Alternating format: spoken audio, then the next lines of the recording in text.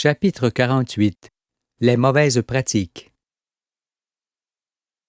Notre étude des mondes nous a révélé l'existence de l'esprit unique, de cet incommensurable esprit avec lequel nous existons et au milieu duquel les astres évoluent.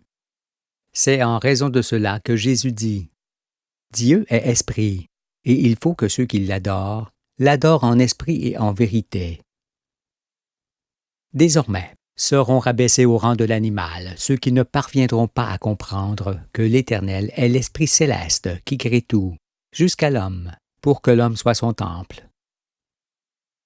Or, beaucoup ne sauront l'entendre, parce que, longtemps aveuglés par leurs dirigeants dans lesquels ils se confient, ils s'éloignent toujours plus de la vérité. Croyant ce qui n'est pas, et remplis de ce qu'il ne faut pas, ils vont là où ils ne devraient pas aller. Veillez alors à ne pas vous joindre à eux, vous les élus. Laissez-les dire et faire ce qu'il leur plaît.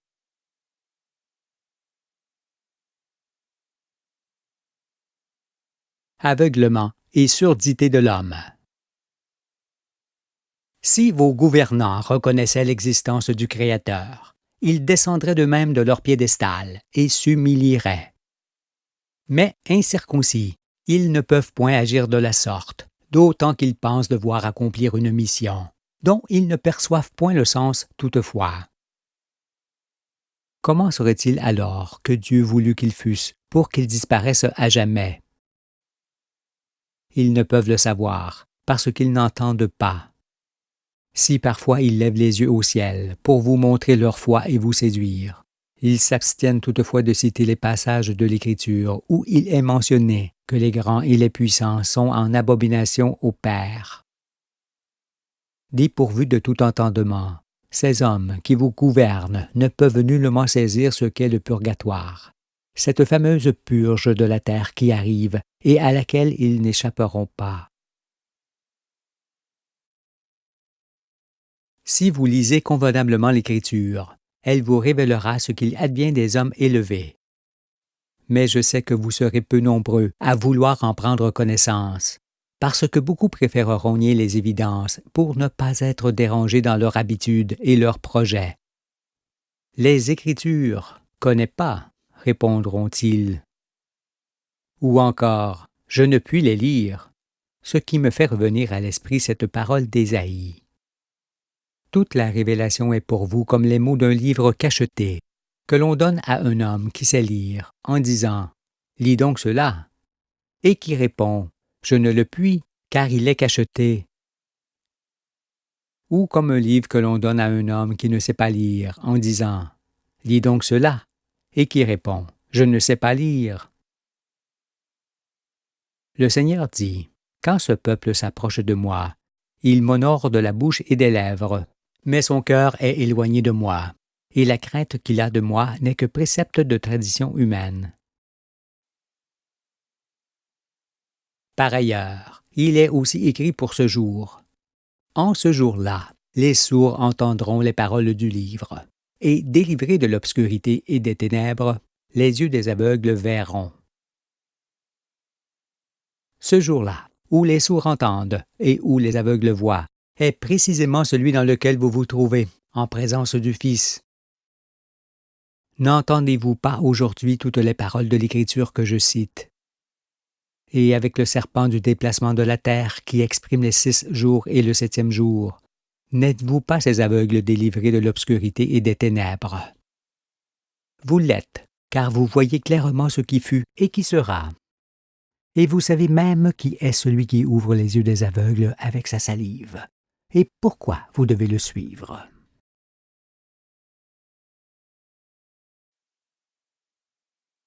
Le droit des rois et la servitude. Mais, parce que vous aussi vous confiez au grand et non en l'Éternel, il me faut détruire leur monde corrompu, sinon c'est lui qui vous détruira.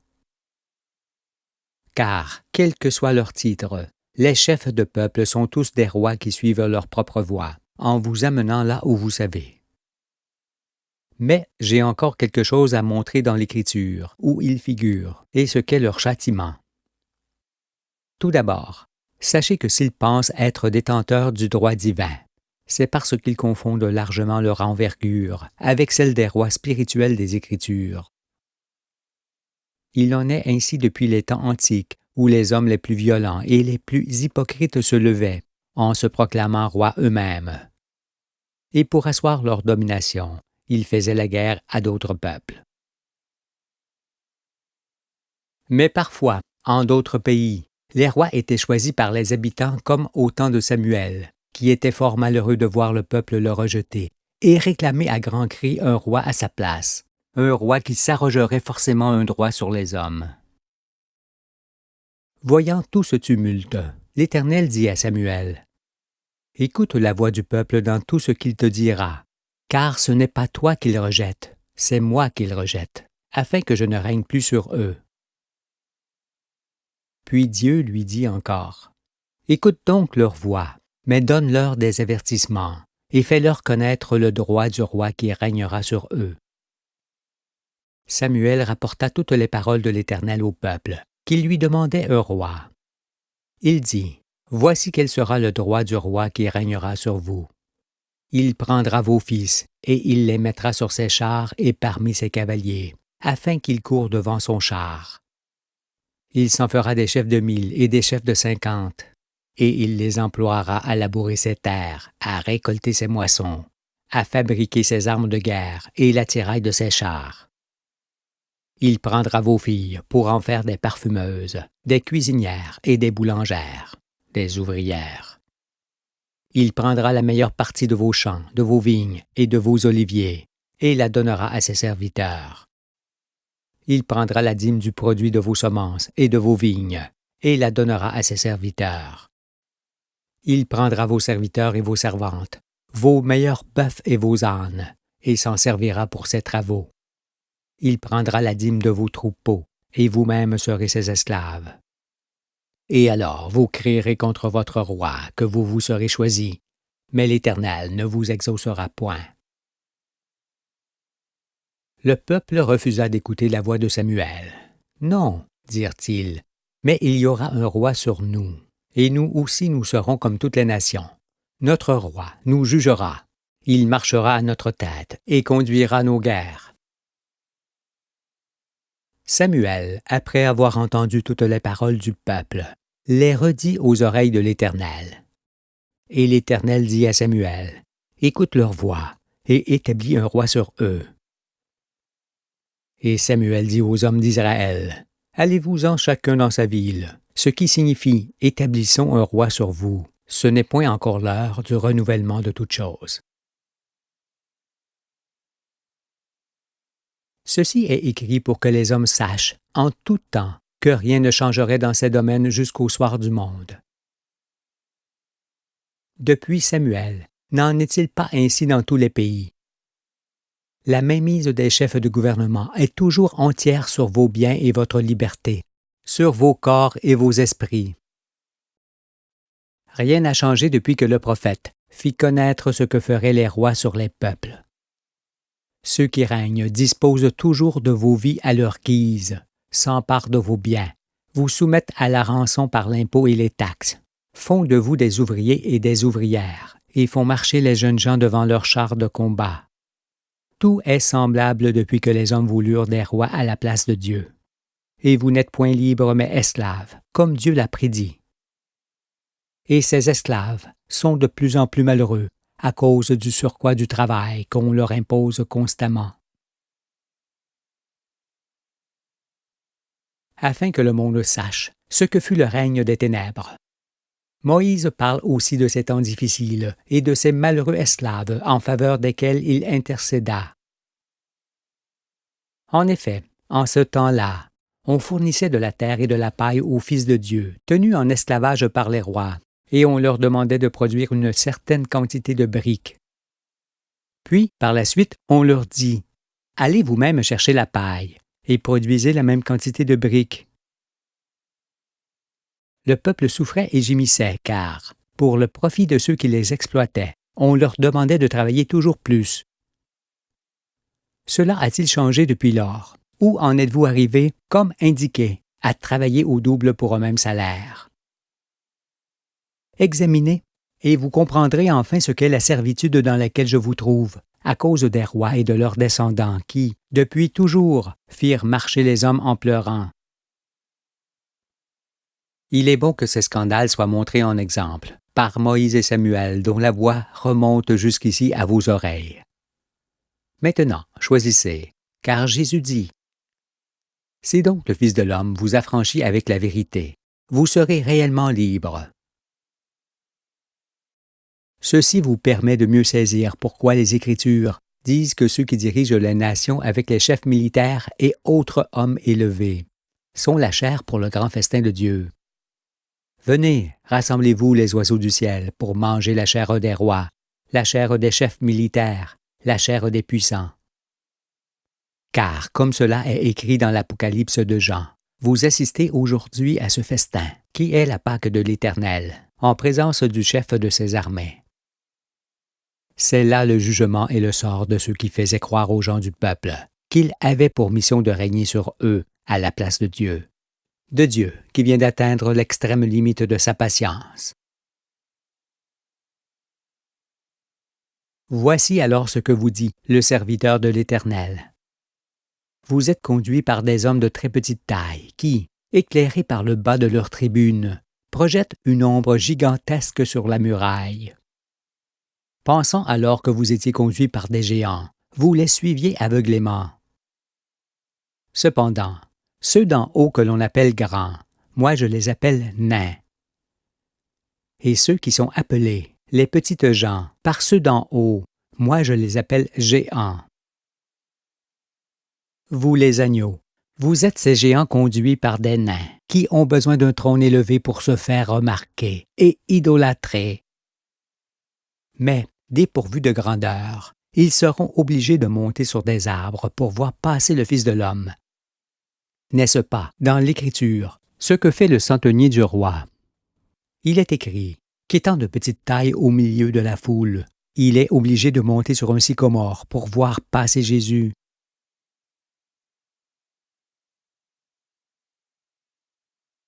Les oppresseurs et les opprimés. À cause du règne des anges de Satan, je trouve aujourd'hui un monde rempli d'oppresseurs et d'opprimés, et point de justice. Même les opprimés ne s'aperçoivent pas que la servitude a pris aujourd'hui des formes et des aspects beaucoup plus sournois qu'ils ne l'étaient au temps de Moïse.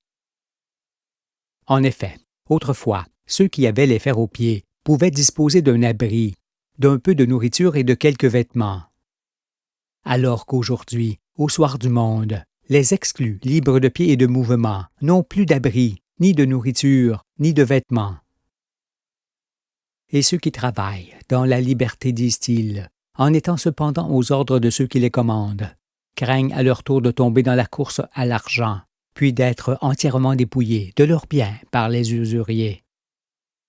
Il s'agit là d'un triste spectacle auquel j'assiste. Ainsi, plus personne ne sait où donner de la tête. L'inquiétude gagne tout le monde, car vos pensées, vos gestes et vos déplacements doivent constamment se traduire en argent pour être appréciés de tous, notamment de ceux qui vous rançonnent par les impôts et les taxes, pour vivre à vos dépens. En tout pays, c'est le règne des malfaiteurs.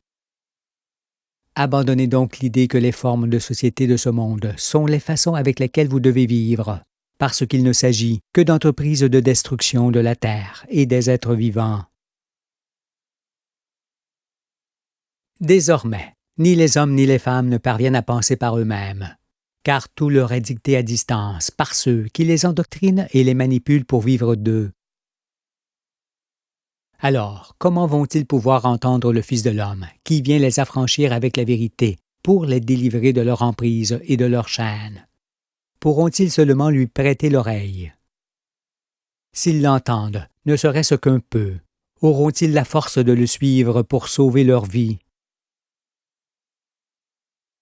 Quand on est obligé de travailler pour d'autres et pour de l'argent, et non pour soi-même, on n'est point libre. Or, celui qui n'est point libre est forcément dans la servitude. Ne craignez donc pas d'abandonner ce monde qui vous enchaîne ou vous tient enfermé D'autant que, même vous les élus de Dieu, lors du mois de votre libération annuelle, vous ressemblez à des fous qui s'enfuient dans la nature en levant les bras au ciel et en piétinant tout à leur passage. Là aussi, triste spectacle.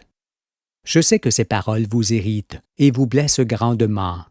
Pourtant, ne sont-elles point véritables? Vous êtes blessés parce que je montre les choses dans leur réalité. Sinon, vous ne le seriez nullement.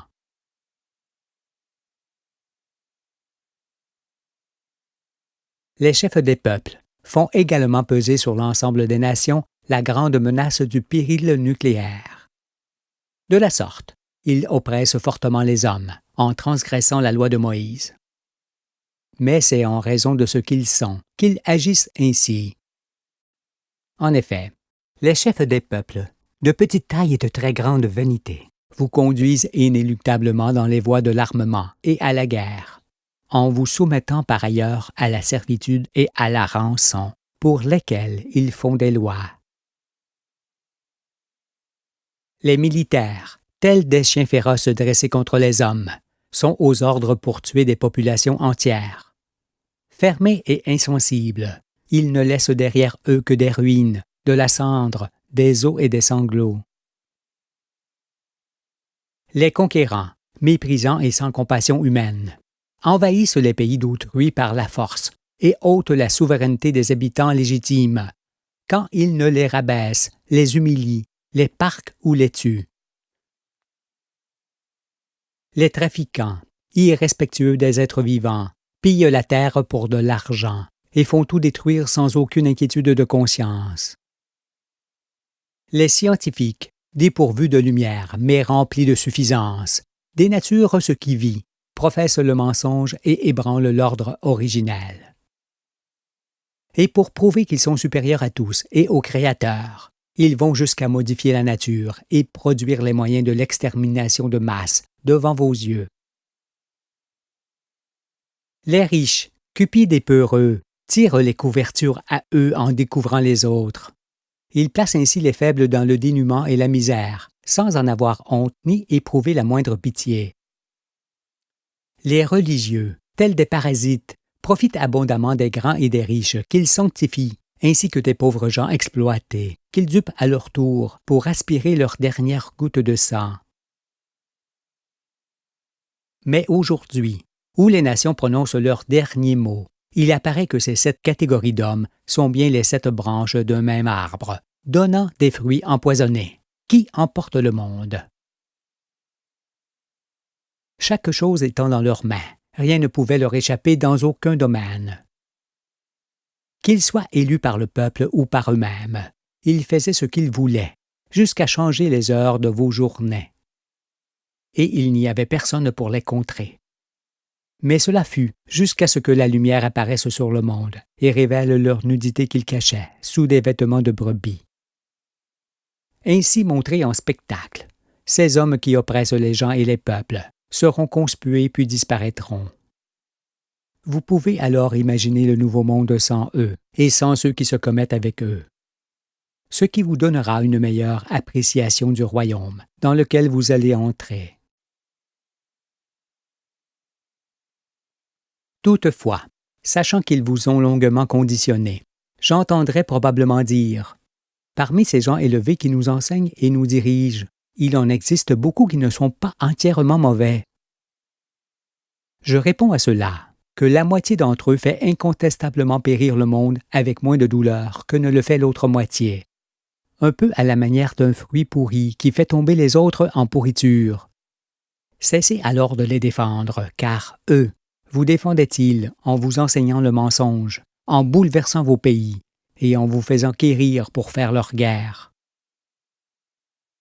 En ne faisant aucun cas des espèces de la création, de la moralité et du devenir des enfants, ainsi que des abominables souffrances qu'ils répandaient dans le monde entier, étaient-ils remplis de bienveillance et d'amour à l'égard de l'humanité?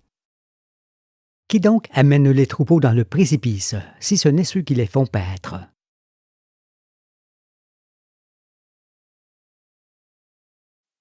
Les activités nuisibles.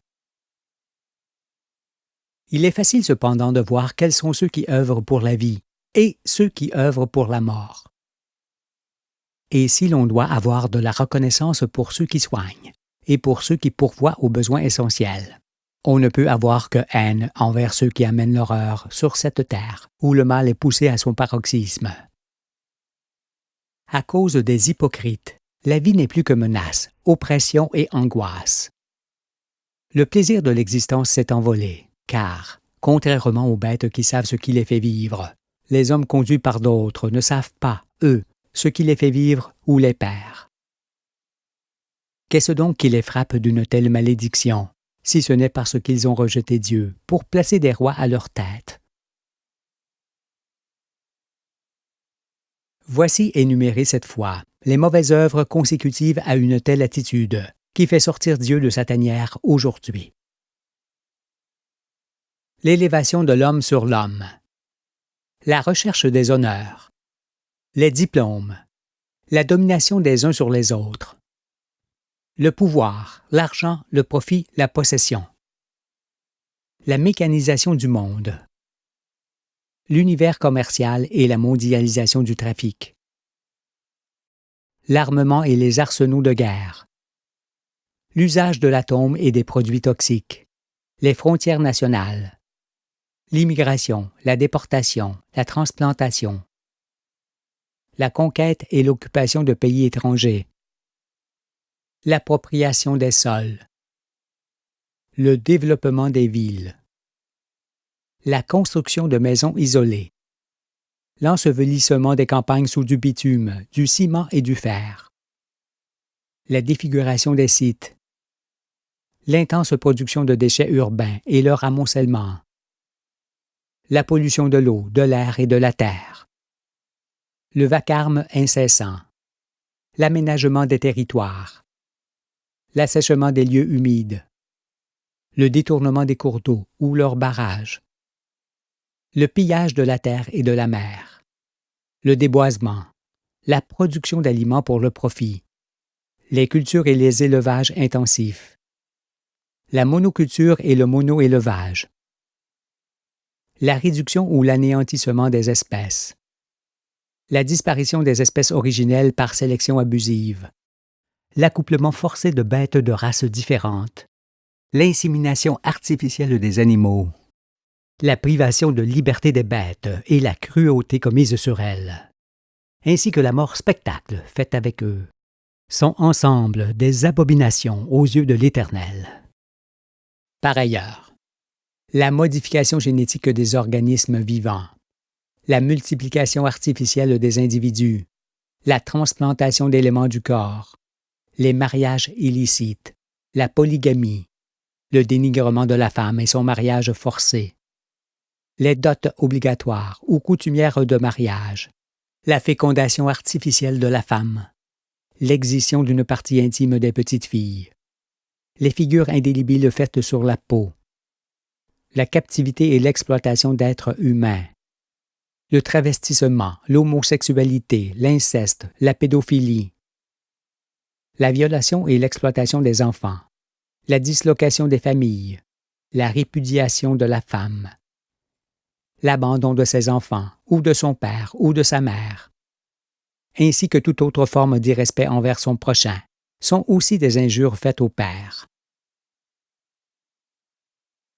Et encore, la formation de puissance, l'interdépendance des nations, l'usage d'une langue unique dans le monde, l'utilisation d'une langue étrangère par un peuple, l'opposition à l'expression d'autrui, l'idolâtrie et autres fanatismes, la hiérarchie, la soumission de l'homme à l'homme, l'abandon de la personnalité et de la souveraineté, le racisme, l'exploitation de l'homme, les oppressions et les cruautés commises sur des êtres humains, le labeur ou l'exclusion forcée, l'automatisation des gestes, les travaux que l'on fait quotidiennement pour le profit d'autrui, les chants nationaux et autres symboles des nations, les commémorations solennelles, les pèlerinages, les pratiques sectaires,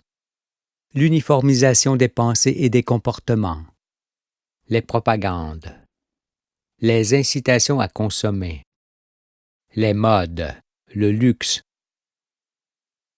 l'usage de substances qui modifient l'esprit, le corps ou le comportement, ainsi que l'orientation des enfants dans ces voies d'abîme, sont ensemble la source de la colère de Dieu et de son grand festin au soir du monde. Il s'agit là d'actes illicites et infamants, commis devant la face de l'Éternel. Aussi, les nations vont être châtiées en fonction de ce qu'elles ont fait. Que celui qui n'est pas en accord avec ses jugements n'espère aller dans le royaume, où ces choses qui amènent l'oppression et la faim ne seront plus pratiquées. Les jugements de Dieu sont exprimés par son Fils unique. C'est pourquoi, ou vous estimez que ces jugements sont bons, et vous le suivez jusque dans le royaume, ou vous estimez qu'ils sont mauvais, et le quittez, car il ne peut amener l'ensemble des hommes du monde entier. N'est-il point écrit que chacun serait jugé selon son œuvre? Vous êtes aujourd'hui devant ce jugement.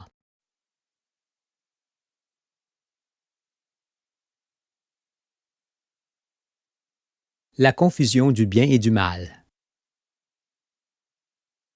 L'ensemble de ces mauvaises œuvres en appelle à la loi du ciel, qui empêche leur réapparition. Et si certains pensent que la femme est inférieure à l'homme, et que l'on peut en disposer comme on le veut, moi je leur réponds qu'Ève est la moitié de l'œuvre de Dieu, qui est l'homme, et que c'est en raison de cela qu'il y a autant d'Adam que d'Ève dans les peuples. Il est donc manifeste que la femme est, en tout point, l'égale de l'homme. C'est pourquoi ceux qui prennent plusieurs épouses infériorisent la femme et dénigrent ainsi son Créateur. Quiconque persistera dans cette voie perdra son âme et sera rejeté. Il ne vivra pas. Veillez donc à vos pensées.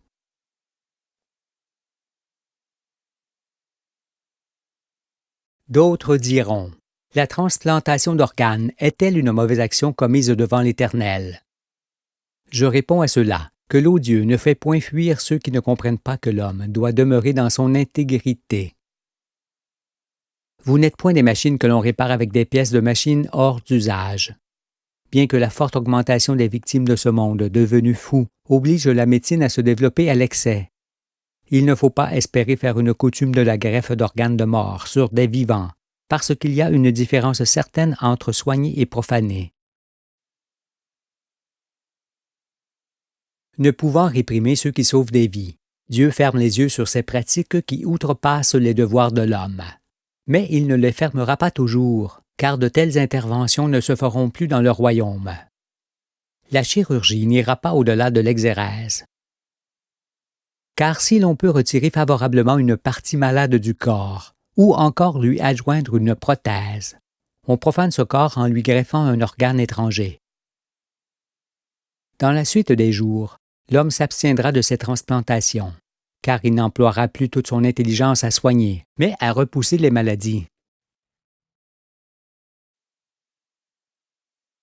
L'intégrité de l'homme est précieuse. Elle doit être aussi celle de sa famille, de sa tribu, de son peuple, de sa race. Or, cette intégrité disparaît par le mélange des populations et par les mariages illicites, qui feraient évanouir l'humanité à cause de l'uniformisation des individus. Ce qui ne peut être que réprouvé, d'autant que, dans ces domaines, l'occupation du territoire des Premières Nations par des étrangers est une violation flagrante de la loi. C'est pourquoi beaucoup vont frémir, je vous le dis. Car dérober un pays à son peuple originel et le faire en commettant d'abominables exactions, allant jusqu'au viol des femmes et au massacre des habitants, est la pire infamie commise devant le Créateur, qui ne peut laisser impunie pareille chose. Je dis que les populations qui n'ont point leurs racines originelles dans les pays d'autrui, où elles se sont établies par la force, vont disparaître de la face de la terre. Tel est le jugement de Dieu, qui a ordonné à l'homme: tu ne tueras point, tu ne mentiras point, tu ne convoiteras point ce qui est à autrui, tu n'opprimeras point ton prochain, tu ne raviras rien par la violence. Au jour de sa visite, Il fallait s'attendre à ce jugement effectué avec la loi et être debout devant le Fils de l'homme, comme Jésus l'avait demandé. C'est pourquoi, si vous appartenez à ceux qui pensent, si nous ne pouvons plus nous emparer des terres d'autrui et y établir nos demeures, mieux vaut ne pas être nés.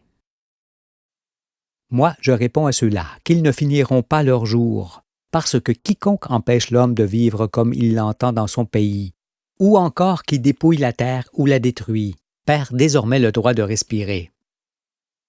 Celui-là régnait, mais désormais il ne règne plus. Je lui retire la terre de dessous ses pieds.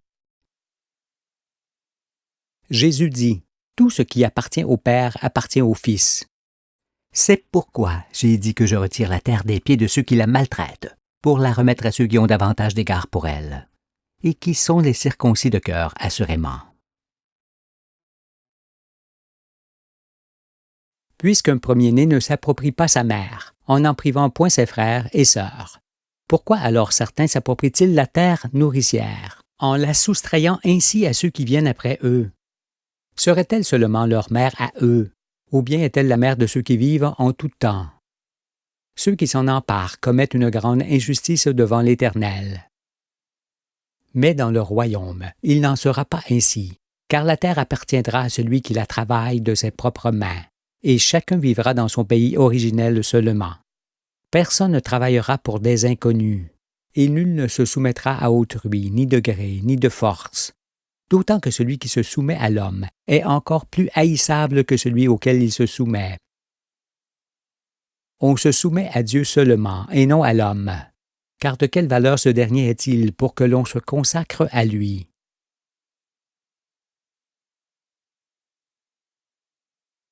Les élus et les exclus. Ayez toujours à l'esprit que c'est en dérogeant aux règles de l'existence protégées par la loi de Moïse que les hommes se dénaturèrent et proliférèrent d'une manière outrancière, en détruisant tout à leur passage. De la sorte, les conditions d'existence régressent de jour en jour et finiraient par emporter l'humanité, si Dieu n'intervenait pas aujourd'hui. Ne vous méprenez donc pas sur le Fils de l'homme et sur sa mission. Et ne vous trompez pas sur la parole de Jésus, disant qu'un homme et une femme sur deux seront pris pour le royaume, et qu'un homme et une femme sur deux seront laissés. Car il ne parle point des sourds qui habitent les grandes villes, et qui vont périr avec elles, mais des habitants des campagnes, qui sont les seuls à pouvoir encore entendre la vérité. Il dit, « De deux hommes qui seront dans un champ, l'un sera pris et l'autre laissé. De deux femmes qui moudront à la meule, l'une sera prise et l'autre laissée. Veillez donc, puisque vous ne savez pas quel jour votre Seigneur viendra. » Comprenant que ce grand jour est enfin arrivé, plusieurs diront, « Seigneur, Seigneur, tout n'est pas mauvais sur cette terre qui n'est pas encore entièrement détruite. Pourquoi alors la fin du monde viendrait-elle sur nous aujourd'hui, et non plus tard? » Je réponds que de telles paroles justifient à elles seules la fin immédiate.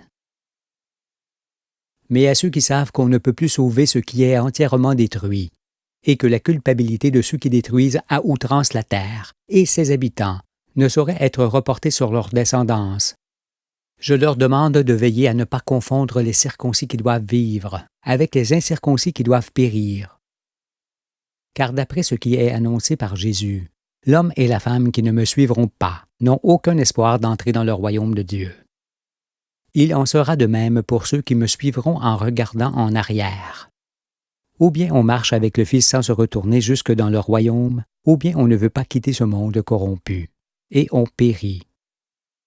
La femme de l'eau le montre pareillement, pour que vous soyez suffisamment avertis.